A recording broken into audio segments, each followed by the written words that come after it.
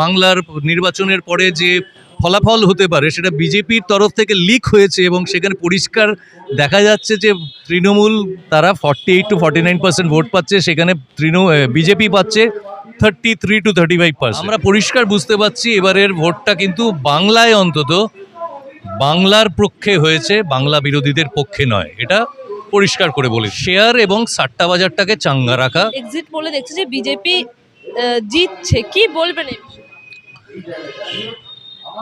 এটার দুটো কারণ, যেখানে প্রায় 40% বুথে বিজেপি এজেন্ট দিতে পারেনি, তারা জানে যে তারা হারছে, কাজেই বাকি যে এজেন্টরা রয়েছে তারা যাতে হতোদ্যম না হয়ে পড়ে কাউন্টিংয়ের আগে, সেই কারণে করা। আরেকটা হচ্ছে সারা ভারতবর্ষের বিজেপির নির্ভরশীল যে সমস্ত কোম্পানিগুলো চলে তার শেয়ার এবং সাট্টা বাজারটাকে চাঙ্গা রাখা অন্তত নির্বাচনের ঘোষণা পর্যন্ত। এই দুটো হচ্ছে মোদ্দা কারণ।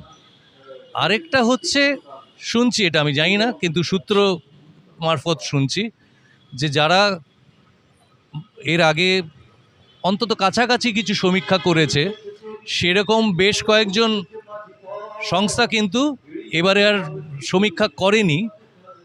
তার কারণ তারা বুঝতে পেরেছে যে সমীক্ষার ফল যদি তারা বার করে দেয় তাহলে হয়তো তাদের অফিসে ইডি সিবিআই রেড হতে পারে। তো এইটা পুরোটাই পূর্ব পরিকল্পিত, এইটা নিয়ে আশঙ্কিত হওয়ার কিছু নেই। কিন্তু একটাই হচ্ছে, বিজেপির আইটি সেল এতটাই স্ট্রং, তারা এই মিথ্যেগুলো, মানে গোয়েবলস থিওরি যেটা আর কি, সেটা তো বারবার প্রয়োগ করে তারা, যে মিথ্যেগুলো বারবার প্রচার করো যাতে লোকে আশঙ্কিত হয়ে পড়ে। কাজেই আমরা যারা মাঠে নেমেছি, রাস্তায় নেমেছি এবং এসআইআর শুরু হওয়ার প্রথম দিন থেকে আমরা রয়েছি, আমরা পরিষ্কার বুঝতে পারছি এবারের ভোটটা কিন্তু বাংলায় অন্তত বাংলার পক্ষে হয়েছে, বাংলা বিরোধীদের পক্ষে নয়, এটা পরিষ্কার করে বলে দিতে পারি।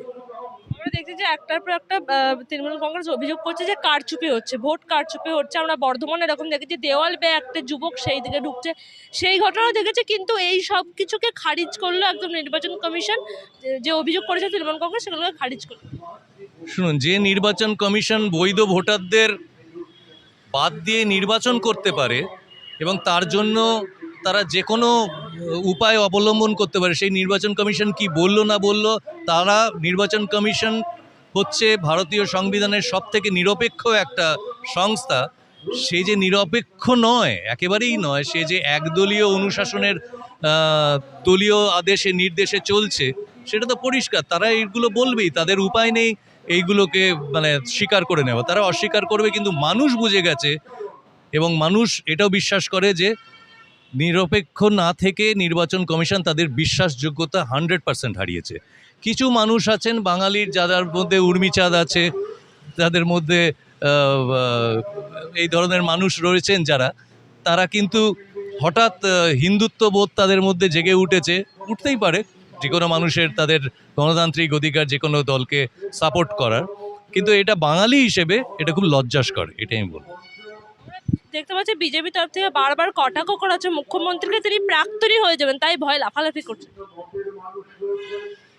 দেখুন, এগুলো তো যে কেউ যা খুশি বলতে পারেন, কিন্তু বিজেপি জানে তাদের যে বাংলার নির্বাচনের পরে যে ফলাফল হতে পারে সেটা বিজেপির তরফ থেকে লিক হয়েছে এবং সেখানে পরিষ্কার দেখা যাচ্ছে যে তৃণমূল, মানে বাংলা পক্ষ, মানে বাংলার যারা আর কি, তারা 48 to 49% ভোট পাচ্ছে, সেখানে বিজেপি পাচ্ছে 33 to 35%।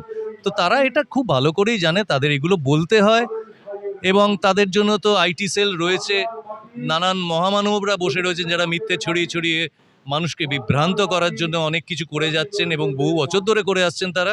তাদের এই মিথ্যেগুলো, যাদের মধ্যে একটু বুদ্ধিশুদ্ধি আছে বা একটুখানি তারা চিন্তা ভাবনা করেন, চিন্তাশীল মানুষদের মধ্যে এগুলোর কোনো প্রভাব পড়ে না।